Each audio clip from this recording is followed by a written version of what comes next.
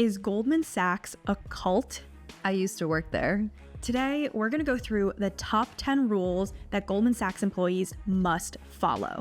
It's basically like the 10 Commandments of Goldman Sachs. Bruh. And don't worry, she can't get fired for saying this stuff because she doesn't work there anymore. I escaped. I'm Cherie. I'm Jean. And we're the Tiger Sisters.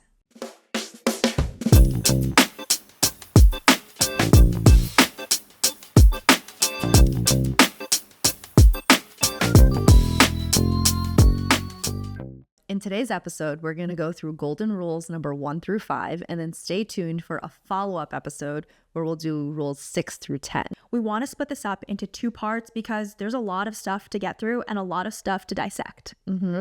Okay, so to kick it off, Jean, how did we even come up with this episode? We noticed that you guys really love the vintage Goldman Sachs lore that I sprinkle into different episodes. And I remembered that I had this sheet of paper literally from my first day of Goldman Sachs training, which is called the top 10 tips for success at Goldman Sachs. They printed this out. This was part of our training packet. This is like 2010. This is literally a piece of 15 paper years that's ago. 15 years old. And I still had it because I had it stuck up on a bulletin board that I just have been dragging around with me every time I moved. And then I remember that I had this sheet of paper and I was like, wait. Should we frame this? I think this belongs in a museum because it's a historical artifact, actually. It kind of is. It's 15 years old. What other piece of paper is 15? You know what I mean? Other than birth certificates and journal entries. The Gutenberg Bible. Yes. I think you guys are going to love this episode because looking back on it now, I'm like, these top 10 tips, these kind of, They hit. Yeah. Yeah, they're so good. So this is what it looks like. I'll see if I can do a screenshot on screen for you guys to get a closer look zoomed in. But for all the people who are listening to this podcast and can't see, it's basically this yellowing piece of computer paper that says top 10 tips for success at Goldman Sachs. And it has 1 through 10. And it says Goldman Sachs University on the bottom. It has the old logo. You know, they changed the logo now. Oh, yeah. It just says GS now. Exactly. This is actually vintage. I don't like that. Neither do I. But anyways, it has the old logo. And Jean says Goldman Sachs University is here because this is, part of the training for first year analysts who are, coming out of college, new grads. And this is pretty important for new grads because if you're coming out of school, you have no professional experience, you have no idea what to do. And so you're 22, you need some sort of training to be what is okay and what is not okay. This is what it is. 8 by 11. It actually was really helpful. Yeah. Okay, so we'll dive into the first 5 right after this break. Hey guys, quick break to let you know that we now have merch on sistersmatcha.com. We have sweatshirts and t-shirts that we designed ourselves. Go check it out. And please rate us 5 stars on Spotify and Apple Podcasts. These ratings are so important for the distribution and survival of Tiger Sisters podcast. Thank you for your support. Okay, and we're back. And the first one is number 1, manage your own career. Just 4 words. I think this is really good to tell new grads because what I always say is that no one cares more about your career than you do. No one's going to save you and no one's going to promote you just on a whim. You have to be super intentional about managing your own career, planning things out. And I have some thoughts.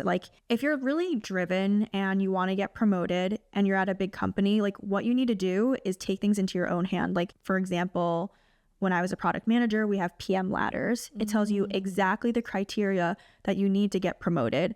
You can take it from that internal website and then map yourself to that. Do I do this now? Do I do this in the future? And you can work with your manager if you have a supportive one who can help you map that as well. But no one's going to do that for you unless you care and manage your own career. It's harder at a smaller company because sometimes there isn't if you're at a startup, there isn't HR who kind of creates these internal guidelines for you. So you kind of have to take it into your own hands. But then in that same way, you have to be super proactive, getting the visibility that you need. But no one's going to do this stuff for you. Something that I did that my manager told me to do, I'm so happy that I did this, is that you need to create a folder on your computer, your work computer, that has all of your wins. So whenever someone sends you a kudos in email, you did great in a presentation, or something that you shared, one of your deliverables, your output was really good and you get kudos, screenshot it and put it into a folder. It's super important to get these testimonials from colleagues, peers, and coworkers for when promotion comes up. And if you're just having a bad day, it's nice to look back into the folder and be like, oh, I did help.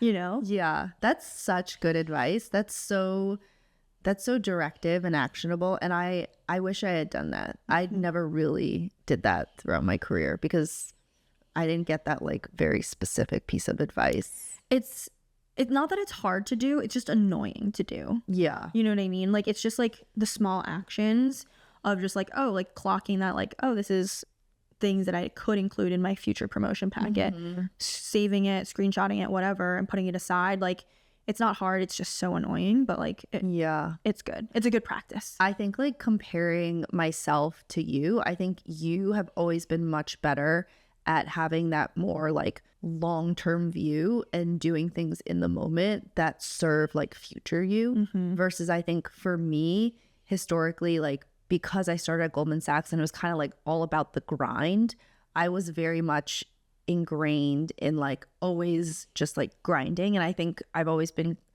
I don't know, I think I kind of like got lost in the sauce, you know what I mean? And I was just like always like working all the time, and I was like, oh, I don't have time to like capture my wins, like I don't have time to like write down like what happened, like I don't have time to like, it was almost like, it's also a little bit different because you're like zillennial and I'm millennial, so like we were all about like grinding and like, you know, having no life, and like that was kind of a point of pride for a lot of people. And that's what indicated that you were like really good, because they would just like keep piling work on you if you were good, basically. So, but yours is definitely the better way. So take her advice. I guess for me, my point of view, because I've been like kind of indoctrinated in this type of like doing this stuff, is that like, yeah, I believe in grinding really hard, but I also believe in being recognized for my work. And she's so Gen Z in that way, and but in a good way. And so to be recognized for my work, like I need to have like examples and proof captured along the way. Like, yeah, I'm working not just because for like the satisfaction of working, at least when I was in the corporate world, but like, you know what I mean? Like, yeah. So number 2 is challenge yourself. Defy intellectual boredom. Jean, what did this mean to you, and what does that mean to you now? Yeah, so I think I'm going to give most of my examples through my time at Goldman, because that's how I kind of like remember these rules best. The example that I can think of is, I guess, was I bored ever at Goldman? I mean, we just had like so much work, but also we had to have so much face time that sometimes you were just like sitting at your desk just to like be there at all hours, and you weren't necessarily like actively working, or you had to take a break. But anyway, so what I did at Goldman was I worked on an investment team, and we invested in funds. So we were the internal fund to fund. So we would invest in, you know, long only funds or hedge funds or private equity, like all those sorts of alternatives. What we did was we would interview fund managers. Part of my job, or actually I made up this part of my job, which is I would every single day look at the news to see what happened. And I would like look at specific companies that I was interested in, and I would write up a little report, and then I would send it out to my entire team. And I'd be like, oh, this is what happened at Starbucks today. And like, this is like major because XYZ reasons, and this affects the business in ABC ways. And the reason it was helpful is because then whenever we interviewed a manager, we like, if Starbucks was in their portfolio, we would bring it up. And then we would have like something really specific to ask them about, so that we could see like what their investment thesis was around Starbucks and like why they invested it in. Like, okay, does this affect your investment thesis? It basically was a good way to like frame a conversation. So it was really helpful for all of the like VPs and MDs and et cetera on the team. And I just like made it up. Like I just gave myself that little assignment, and I would just do it whenever. So that was kind of, I think, an example of like defy intellectual boredom. But what I will say, the reason why it ended up being helpful to me in the end is basically was a way for me to kind of like follow my own interests. And I essentially through that realized that I was like, oh, every single time I'm looking in the news, the companies that I keep looking at are, or the ones I'm most drawn to are mostly the consumer tech companies. And so like it was a way for me to kind of understand consumer tech better, because it was just something I never was exposed to really in undergrad, because I focused, well, I went to liberal arts school, so I studied economics. It was a way for me to like learn more about that area. And then that's what led me to realize, I was like, oh, I actually would love to work in consumer tech after this. Like how, I don't know. But that's what even led me to that realization. I like that you gave yourself homework. It's like kind of what you need to do at work sometimes to get recognized. And it's definitely providing value to other people and also value to yourself. So it seems like a win-win situation. I love that. I think for the way that I interpreted this one, am I growing? Am I learning?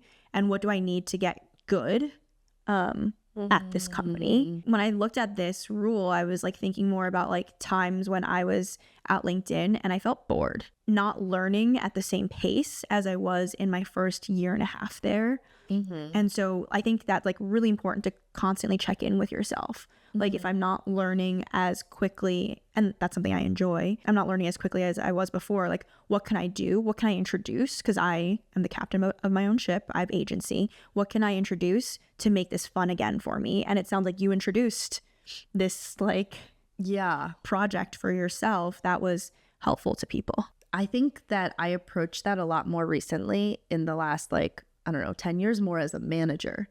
So like when you're a manager, you have all these different sort of personalities on your team and people are driven by different things. And some people are really driven by the intellectual pursuit. That is what they care about, like continual learning and being challenged and coming up with something novel that hopefully can be applied to help the business. But it does remind me of like a data scientist. And I came up with this like massively kind of complex hypothesis for him to like chase down and do all this analysis around. And I think we ended up getting a patent around it, actually. It was very groundbreaking. But the reason I did it wasn't so much for myself, but I was more like, this is what we need to do to retain him, actually, because I could tell that he was getting bored of doing the same thing over and over. I was like, he needs something that will like massively challenge him, but also it'll contribute to the business. So how do we come up with that? Okay, so the third rule of Goldman Sachs is build your network and relationships broadly. I think the word broadly needs to be double underlined here because we all know that relationships are important to have, especially in the workplace. But I see people fall into a trap where they build relationships in a very narrow manner in one of two ways. The first way is people only build relationship with their peers, people who are the same age, at the same level, maybe in the same cohort, and they're good friends with them and they don't branch out and talk to people in different departments, in different roles, and in, different seniority levels. And that really comes to bite them in the butt later on. And I'll get into that. The second bucket that people usually fall into, not as common, but I've seen it happen, is that they kind of ignore their peers and they actually go straight to the top. And then they kind of like brown nose with executives and senior leaders. And while that's important for your career, it's not going to make your career. And honestly, I think people can kind of see through that and also dislike that because it gets very political in the workplace. And then your peers may judge you for that and may not be as supportive or helpful in the work environment as they could or would be. So I think those are the two common buckets. And the reason why the word broadly is double underlined is because you need to get into both buckets. You need to do a mix of both in order to, I think, have the most vibrant and healthy like relationship building philosophy at work. It can't be one or the other because it will bite you in the butt later on. When it comes to promotions, you need executives or like senior people to vouch for you. But also when you like leave a company and you really like the people that you work with, they'll go on to do incredible things and they'll need to vouch for you in a different way, not in a promotion, but if you want to work at a friend's startup or you want to, get into business school or something like that, the community is pretty small and you don't want to ostracize yourself by like alienating yourself from your peers. Very well said. I actually have a good example of this from my Goldman Sachs days specifically. Was this the guy who kicked you under the desk? No, why would you bring that up? Sorry. That's my villain origin story. Sorry. I have just a few, but that is one of them. So just so you guys know, there was another analyst in Jean's year. We talked about this on a previous episode. He wasn't really my year, but anyway, go ahead. But this this man kicked Jean repeatedly under her desk, and it caused a lot of emotional and psychological and I guess physical trauma as well. Sorry to bring Why that is up. she bringing this up? Because it's related to the Goldman Sachs lore. Okay, my personal lore, I guess. Yes. Okay, the example. Just wait until the memoir. That name will not be changed in the memoir. Just one letter. Okay, so my example of this is actually because I had built my network and relationships broadly. That is how I got my next job out of Goldman, and I'll tell you how. So non-specifically, like what I did once I decided I didn't want to work in finance anymore, I wanted to transition to becoming a product manager, is I basically just like talked to a million people and tried to get as much information as I could about what do you even do at a consumer tech company? Like, what could I possibly do? What am I, qualified to do? And what are the different roles there? So generally, it helped that I had different like connections at Goldman, or had a lot of friends who could introduce me to other people either within the company or outside of the company in their own networks that I could learn from and have coffee chats with. So that's the non-specific one. But then more specifically, Zynga, the company that I later went to, was one of the very few companies that would hire people who didn't have a computer science degree. And the reason was because the CEO and founder, Mark Pincus, he came from the finance world. He went to HBS, and his whole theory was like, hey, like Goldman Sachs and Bain and McKinsey have basically done all this hard work of interviewing and finding the most driven and smart and hardworking people and train them up to be consummate professionals. I can teach them how to be product managers. Like I can teach them these skills that they need to learn. So let me just go and basically poach from these different companies. And they were like, hey, can we talk to your second year analysts who are not going to stay at Goldman and like see if anyone wants to come and be a product manager? Wow, that is lucky. I didn't realize that's how it happened. You didn't know that? No. Oh, so you were recruited out of Goldman to go to Zynga? yeah. I didn't realize that. Okay, no, but specifically, they only said this to the banking group, right? Because the people that they knew was the TMT banking group. Right. Oh, TMT. That makes sense too. Exactly. So tech, media, and telecom is what it stands for. So they went to the like VP MD of the TMT group and was like, hey, can we talk to your second year analysts?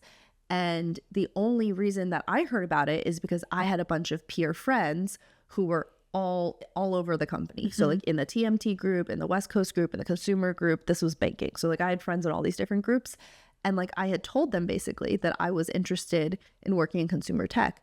So then they came to me and they were like, hey, Jean, like this company is coming to talk to us. It's like a tech company. Do you want to come to the info session? And then the rest is history. Yeah. That's how I even got the job. That's how I even knew about it at all, is because I had friends who then thought of me and like told me about it, and I went. Yeah. Isn't that crazy? I mean, that's why people say like there's like two philosophies. Like they're kind of just like you should, hustle in private. Like don't let everyone know what you're doing. You know what I mean? Grind. Yeah. The grind is private. Like like just show up with your, major round of funding or something after the fact. But on the other hand, there's a lot of people who like you and I, what we've been doing is building in public and like sharing our ups and downs. Yeah. And like kind of telling people what our goals are, like stating our goals publicly so that people know about it. And when they know about it, we're top of we can.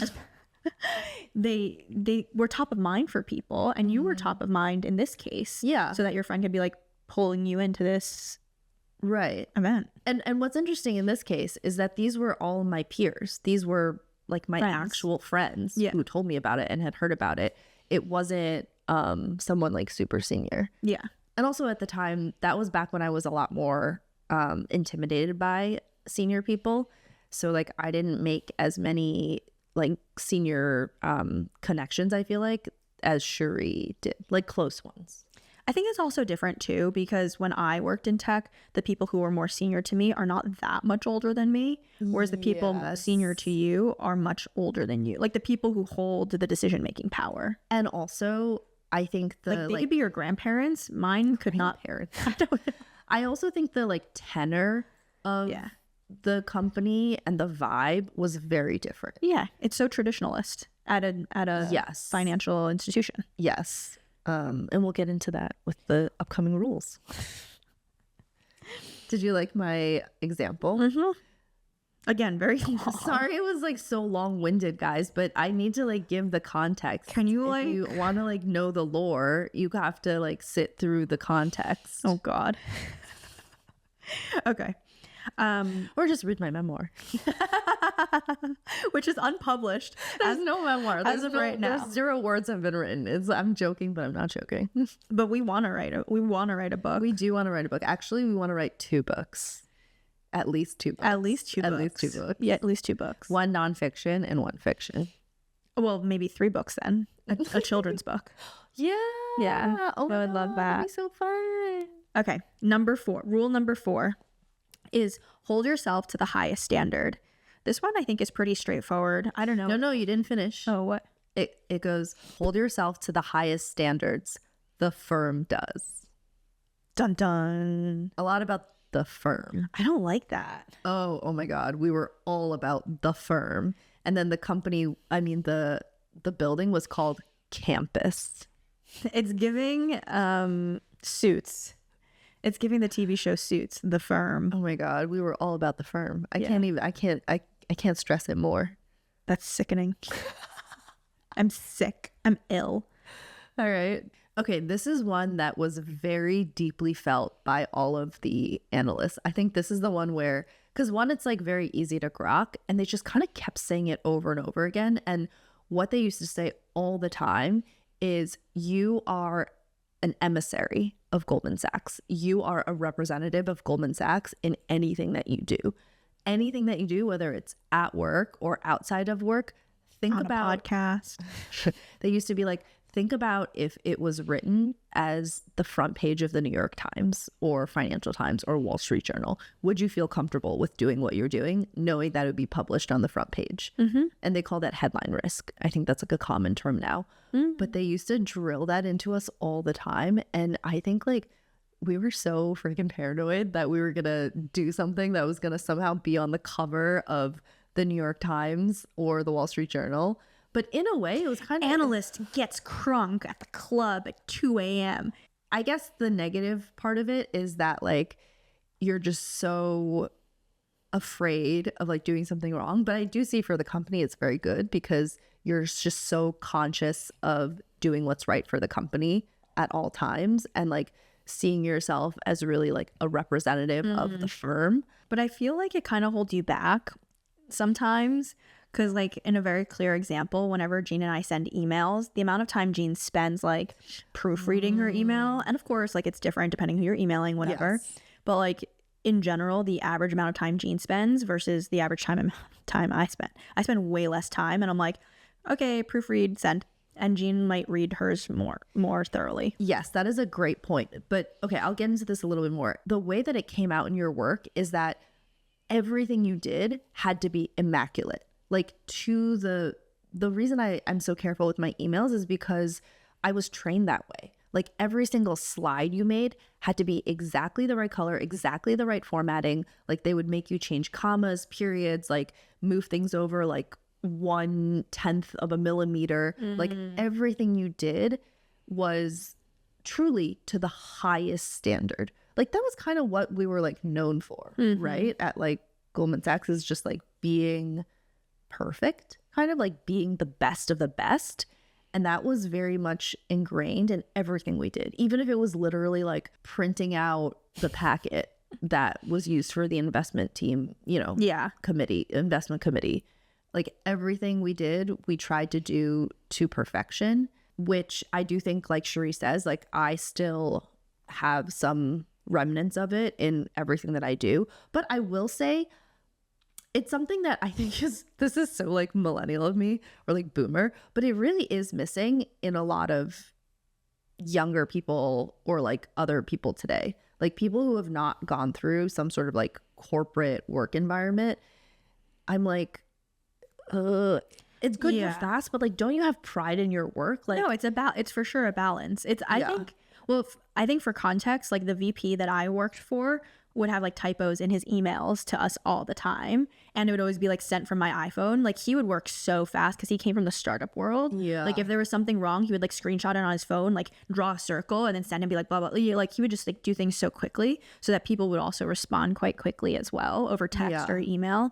It has to be a quick speed of iteration, but I think there's also something to be said about like putting out things that you're proud of. There, you have to have pride in your work, and maybe that's missing now, but I think about this as operational excellence. Yeah. Like no matter what you put out, it has to clear a bar of like greatness that you have. I think people just have different bars these days. Like I think the way that I was raised in the corporate world was just like consummate professional, like excellence at all times. Anything you do has to reach the Goldman Sachs bar of excellence, right? Like fucking or else you get fired, but then what's the big deal? You'll go to Morgan Stanley. It'll be fine. I know. No, that was not fine with me. I'm just kidding. I mean, at the time. So I think that also brings us to rule number 5, our last rule: never talk business in the elevator / lift. I don't know who calls it a lift. People in the UK. British. Yeah.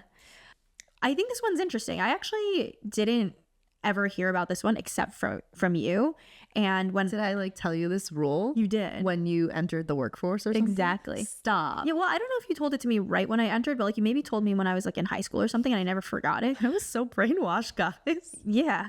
Well, yeah. I mean, it just kind of reminded me like just be careful what you say in an elevator because it's super small and like people can't not listen. You know what I mean? Like people are not trying to listen maybe, but they're going to listen. So then whenever I was in the elevator in LinkedIn, not that I had like trade secrets about the LinkedIn network algorithm or anything, but like it just you have to be careful what you say. Yeah. And I guess related to like you guys were always on your toes like at Goldman, like this is kind of related to it. Like you don't want to be the person who ends up on the front page of a newspaper for like outing something about Goldman.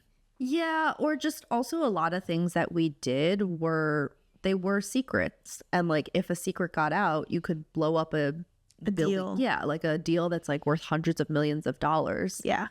This one's actually such an important rule. Yeah, and also like they used to say like you never know who's in the elevator, right? People come all the time. Reporters, people who are from like companies that might be on the other side of the deal that you're like talking about of who your client is, other people who could trade on your information that they shouldn't be trading on. This was just really hammered into us. I don't know why, but this is kind of my favorite rule. Yeah, just because it's the one that I didn't really know. It's not like super intuitive, you know? Yeah, because I'm like la la la in elevators, but now I'm like anyone can be listening. Like, you know what I mean? This one I just really like. Yeah. It's like you don't know this rule unless someone teaches it to you for a very specific reason. So for everyone out there, never talk business in the lift. Don't talk shop in the elevator. You don't know who's listening. Also, never talk shop in a sauna. It's very small. I was at a cold plunge sauna earlier this week, and this is the LA version. Yes, this is LA Cherie lore. And I was talking to my friend, and we were talking about just things between. It's a shared sauna with multiple people, and we like mentioned a name. And as soon as we left the sauna, someone came up to us, and they're like, "Oh, you know so and so? Were you talking about her?" And we're like, "Oh yeah," but we didn't say anything bad. We were just saying that like she was having a party and it was great and all this stuff. But then he's just like, "Oh, I was there too." But like you never know who's listening, and we probably should not have said the full name of this person. You know what I mean? But we're like, it's such a small world, so you have to be like pretty careful. Reese Witherspoon. We were just at her party. It was great. Thank you guys so much for tuning in to this episode of the Tiger Sisters. This is just part 1 of the 10 Commandments of Goldman Sachs. Stay tuned for part 2, which is coming up next. Please remember to like, comment, and subscribe. And if you're listening to this on Apple Podcasts or Spotify, please rate us 5 stars. It's so important to the survival of Tiger Sisters. Thanks, guys. Bye. Hey everyone, quick break to share something special. Sisters Matcha. We've launched limited batches of ceremonial grade, single estate, single cultivar matcha, straight from the family farm Cherie worked on in Japan. It's pure, authentic, and crafted with intention. Head to sistersmatcha.com to grab yours before it sells out. Make matcha your daily ritual for lasting energy and focus.